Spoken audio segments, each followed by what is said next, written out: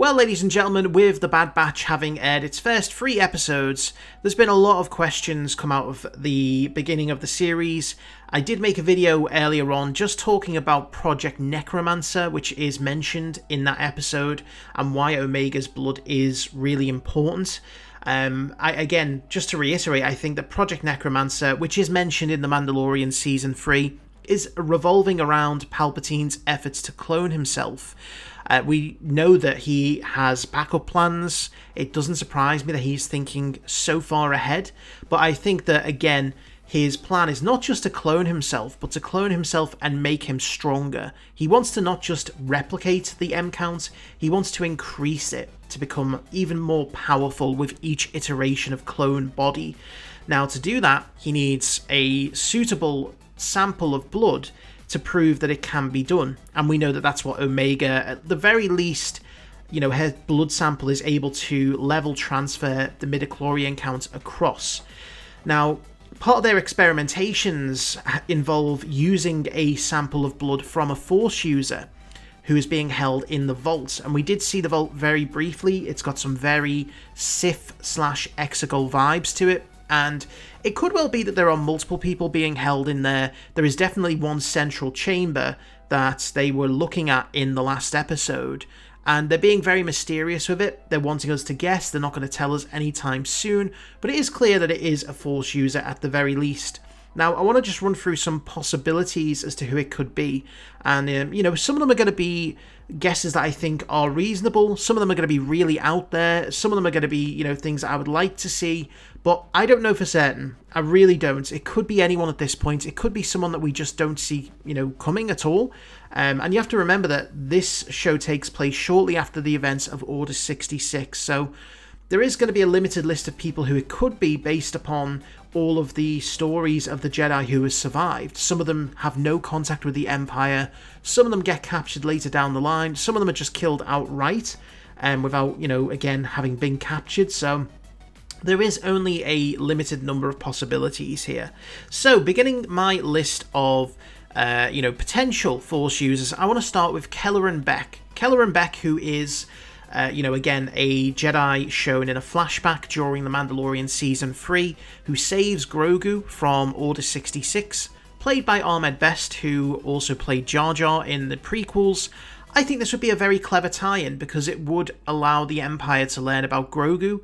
It would allow them to use that information later down the line to, you know, go after him in the sequel era, and it would give Kelleran Beck more substance. You know, it would give us a link into those future shows, and it would give us an outcome of what his ultimate fate is, because I don't necessarily think that anyone in the vault here has high chances of escaping. I think they are here, and unless there is some specific rescue mission, I don't think we're going to be seeing them getting broken out, especially not now that Omega and Crosshair have left Tantiss. So with that being said, the second theory I have, and this is a far out one, is any of the Inquisitors. Again, I know that the Inquisitors are former Jedi. They all turn to the dark side, and they spend the majority of their time hunting down other rogue Jedi. But there is a possibility that for the time being, some of them are held in this vault to be used as samples. Now, again, I don't think it's very likely, because their transitional period would be very short, and I don't think that they would want to be wasted on, you know, these kinds of experiments. So it is possible we could see a Grand Inquisitor, a Triller, it could be any of them. I just don't think it's very, very likely. Now, moving on to my third guess is Luminara Unduli, who is a Jedi Master who was on Kashyyyk at the time of Order 66.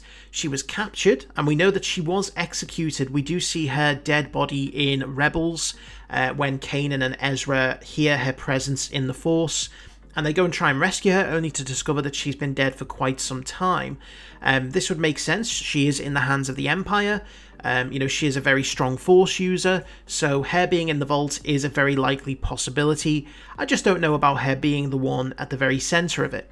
Another possibility is Sia, who is a character that we know is captured by the Empire at some point. She is a Jedi Master. Her apprentice Trilla becomes the second sister, and it would be a nice tie-in to this series and the Jedi Survivor games. You know, again, I don't think it's very likely, but it would be an interesting tie-in, which I think is what they're trying to do here. They are trying to tie in multiple aspects of the larger Star Wars world that's been introduced recently, and they're trying to bring it all together. That would be one way of doing it. Now, another really out there guess is Mace Windu.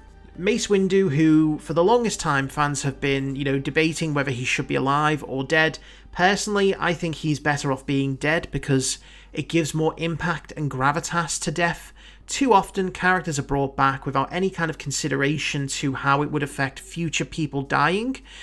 At the end of the day, if you make death irrelevant, if you make it so easily contravened, then you just kind of lose the impact when a future character does die. So, whilst it is a possibility, he could have been found after, you know, being tossed out of the Emperor's office, I think it's probably not going to happen, and I certainly would not want it to be the case. But it is a possibility. Now, another possibility is Barriss Offee, who is a character whose fate has been the subject of much debate over the years. We last saw her in the Clone Wars. She was captured by the Republic after having turned to the dark side, and her fate is relatively unknown. There was a lot of rumours that she was Marok, but then again, I think everyone got speculated as being Marok, and it turned out, in the end, no one was Marok, which was a nice twist. But, you know, again, it would be something that they could use, they could lean on. It makes sense. She's in the hands of the Empire at the time of the Jedi falling, and they may not necessarily kill her outright because technically she wasn't a Jedi. So she could well be in there. It could well be a way of, you know, pushing her story onward. But who knows?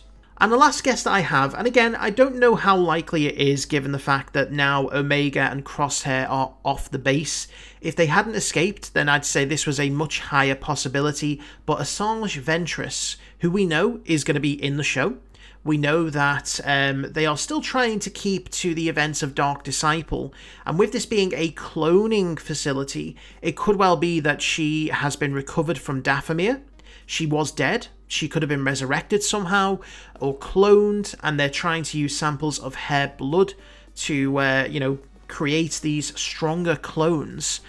Again, because there's no real possibility of her being broken out, I don't think that's very likely. If it was a case of, you know, someone could find their way into the vault, there's a chance it could be her. I think it's more likely that she's out there somewhere in the world. She gets brought into the story, maybe as a bounty hunter. Who knows? But I think the likelihood of her being in the vault is not very likely. So it kind of leaves me at a bit of an impasse, because I don't really know who the likely one could be. I think it's going to be left of field. I think it's someone who we just can't imagine at this point.